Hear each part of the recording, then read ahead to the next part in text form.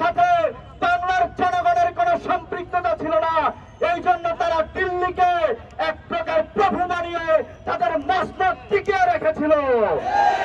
সংগ্রামী ছাত্র জনতা, মনে রাখতে হবে এখন কিন্তু জনবিচ্ছিন্ন কোন সরকার নয়। এখন যে সরকার ক্ষমতায় রয়েছে সেটি ছাত্র জনতার জীবনের বিনিময়ে, রক্তের বিনিময়ে অর্জিত ছাত্র জনতার সরকার। এই সরকারের সাথে বাংলাদেশের সমস্ত জনগণ রয়েছে। নদী প্রাকৃতিক সম্পদ, নদী তার প্রকৃতির নিয়মে বয়ে চলবে। নদীর প্রবাহে বাধা সৃষ্টি করা আন্তর্জাতিক আইনে অপরাধ। ভারত সেই অপরাধ অনেক আগেই করেছে।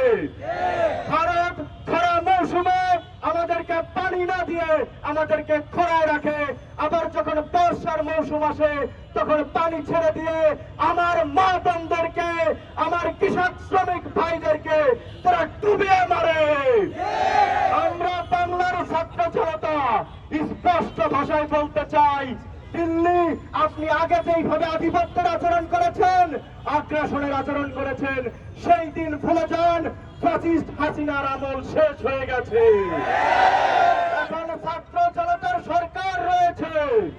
সুতরাং যতক্ষণ পর্যন্ত না এই গণহত্যার সাথে সম্পৃক্ত শেখ হাসিনাকে ফেরত, খুনি হাসিনাকে দেশে ফেরত দেবেন, তার আগ পর্যন্ত ভারতের সাথে যত সকল অসম চুক্তি এই শেখ হাসিনা করেছে, বাংলাদেশের রাষ্ট্রীয় মর্যাদা ক্ষুণ্ণ করে যত অসম চুক্তি করেছে, সেই অসম চুক্তিগুলোকে বাতিল করতে হবে। ভারতের বিরুদ্ধে, দিল্লির আগ্রাসনের বিরুদ্ধে আন্তর্জাতিক ভাবে তাদেরকে আইনের আওতায় নিয়ে আসতে হবে। দিল্লিকে আমরা স্পষ্ট বলে দেবার চাই, আপনারা আমাদের প্রতিবেশী রাষ্ট্র।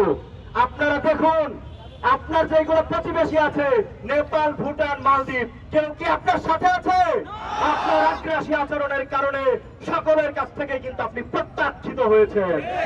সুতরাং এতদিন শেখ হাসিনাকে সুবিধা দিয়ে আপনি প্রভুত্ব কায়েম করে রেখেছেন, এখন যদি আবার আগ্রাসী আচরণ করেন, বাংলাদেশের জনগণ, বাংলাদেশের ছাত্র শ্রমিক জনতা আপনাদেরকে প্রত্যাখ্যান করতে বাধ্য হবে।